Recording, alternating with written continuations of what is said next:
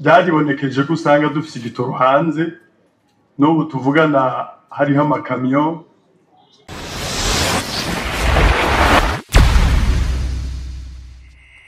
nitwa Uwizeye Ibrahimu abandi umushikiranganji ajejwe amazi meza amasoko ntanganguvu ubutare n'agataka. Mu byo mwavuze n'ibyo umukuru w'igihugu yavuze ko ari ukuri. Musanzwe muzi ko ibitoro novuga ko ni gisata mu bisanzwe gikomeye cyane, ni gisata iyo hagize igihinduka usanga mu buzima bw'abene igihugu hari byinshi bihindutse. Hanyuma ahanini mu babikoreramo wasanga atakuri bashiramwo, ku buryo byaribonekeje ko usanga dufite igitoro hanze, hanyuma ababijejwe kugira ngo bakizane bagishikane ngaha mu gihugu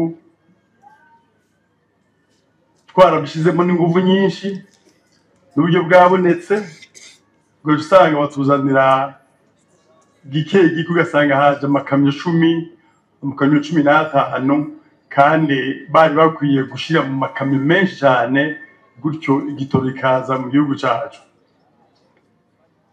Byaribonekeje kuko n'ubu tuvugana hariho amakamyo basanga hagaze kandi bashizemo igitoro, mugabo ukibaza ni igiki cyatumye ayo makamyo ataza. Harimwo ibintu byinshi bikorerwa musanga bidashimishije, niyo mpamvu dukoresha ingufu nyinshi kugira ngo igitoro kize. Mu byerekeye ibinogo navyo nivyo turafise ibinogo bijamo igitoro tubiteranyije bishika nk'iyi hojamwo hafi nk'imiliyoni 60, byaba ibinogo bya leta canke ibinogo by'abikorera utwabo. Ariko rero kugira ngo ubone umuntu azana igitoro dufise cyose akizanira rimwe gishikane ngaha, niho hari agahaze ubwira ukaraba ibikorerwamo. Rero usanga ahanini nyabiba bidashimishije, harimo ubutiriganya, ugasanga harimo amanyanga, ahanini usanga turiko duhura nayo kugira ngo igitoro kize. Hanyuma muri icyo kibazo yongeye arabaza ati mbega kubera iki batokugurura bagahereza abantu gutyo bakavyikorera tukugura mu byerekeye by'igitoro. Uravye iyo amafaranga asanzwe ava, amafaranga yo hanze benshi ubwirukiro baraba ni banki nkuru y'igihugu. Aho hambere byarigeze gushikaho wasanga bahabwa amafaranga bakaja kuzana igitoro, ariko tubiravye neza wasanga hanini n'igitoro kije kitangana n'amafaranga twatanga. Hari abo twakuramwo, abandi tukabaha gasoko kugira ngo bibananje ko bahava bahanwa. Aho tuboneye ko bibananje niyo twaciye dushiraho urwego rujejwe rwa leta gukurikirana ivy'igitoro, igihe dusanzwe tuzi ko amafaranga agura igitoro ava hanze ari make. Kuba make rero byavuzwe, ariko biterwa ahanininya n'impamvu nyinshi cyane zaciye ngaha mu gihugu cyacu. Ubwa mbere nshizemwo muribuka guhera 2015 twaronka amafaranga aje gufasha amafaranga dukoresha buri mwaka, ugasanga amafaranga yashika ku rwego rwa 52%, kandi amafaranga ugasanga n'amafaranga yo hanze. Ikibonekeje nuko yahagaritswe, murabizi, kandi hanini yahagarirwa kubera novuga twebwe abene gihugu tudakunda igihugu, tuvuga ibintu tubwira abazana amafaranga bidafite ishingiro. Kuyatwima rero kuri bo biraborohereza. Igihugu rero kisha gifata ingingo ko tubwiza gukoresha amafaranga yacu dufise. Nivyo uko byagiye bikurikirana, iyo baguhagarika amafaranga nkayo ntubuza ayo uba wifitiye mu kigega twita Trésor National, urayakoresha hanyuma ugasanga agenda agabanuka gushika usanga amafaranga kibaye ikibazo. Ariko leta ntacyo itakoze kugira ngo amafaranga haboneke, amafaranga yogize gute yoje kugura igitoro kiza gufasha abenegihugu.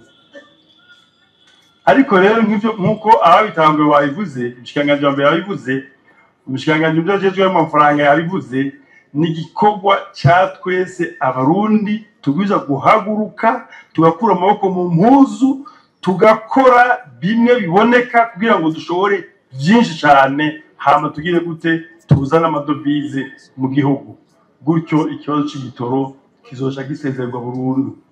Bimwe no byo tuko turakora kugira ngo n'ubutari ahanini buzana amafaranga menshi cyane. Rero aho rero nagiye ko kugururira uvuga ngo tugururira abantu ubahe ngo genda mwirangurire igitoro, ayo mahera bayakurahe ko vyabaye harabo twahaye tigenda muzana igitoro bakatubwira ko igitoro bakijana no hanze, mwe ivyibonekeje bakiranguza amafaranga y'amadolari aho hanze, hama bashikana ngaha bakakidandaza bagaca bahiga amafaranga aja kurangura ikindi. Warabu ukuntu bako baradandaza ico gitoro byaribonekeje, bakidandaza ku mafaranga arenga ibihumbi 10 kw'ilitiro, bagaca baja ku isoko rero bo nyene kwa Limanza nibo bahaye ubuzima ya masoko twamye tuvuga yo mu Kinywabi marché noir, ugasanga bagiye kuta agaciro ifaranga ry'igihugu. Ivyo nivyo twe twanga nibaza nyabo ntabwo dukore duhige dufate duhige ifaranga ryo hanze dushore byinshi amafaranga aze, hanyuma ivyo duhiga hanze twishoboreye gukora ngaha tuja konona ayo mafaranga dukoresha ivyo twe dufise ngaha, hanyuma tumaze kuyagwiza tugure hanze ivyo tubona ko kubiri nkenegwa mu gihugu cyacu Burundi. Mu kurindira rero nyakubahwa mushikiranganje, birumvikana yuko igitoro kitazotora ingorane y'igitoro itazotora umuti mu myaka abarundi batazaba baraheza gushora ibyo bashora hanze, hama amafaranga mba makunga aboneke babe barabyifatamo gutyo. Igikuru nuko iyo ibintu bimeze gutyo tugwiza gukoresha igitoro isho byagenewe. Ugasanga umuntu afite imiduga 6 mu nzu ariko agwana ahe igitoro ngo buzuye imiduga, warahica akora ngo aterere azana ifaranga ryo hanze aterere igihugu, ugasanga ntari hari akabuwambere kuvuga ngo igitoro cyabuze ngo amafaranga yabuze. Ahubwo abambarira wanda abaze mwaterereye ngahe, mwazanya ngahe, mwashoye hanze iki, mwazanye amadolari angana gute, hanyuma igihugu nicyakoresheje neza.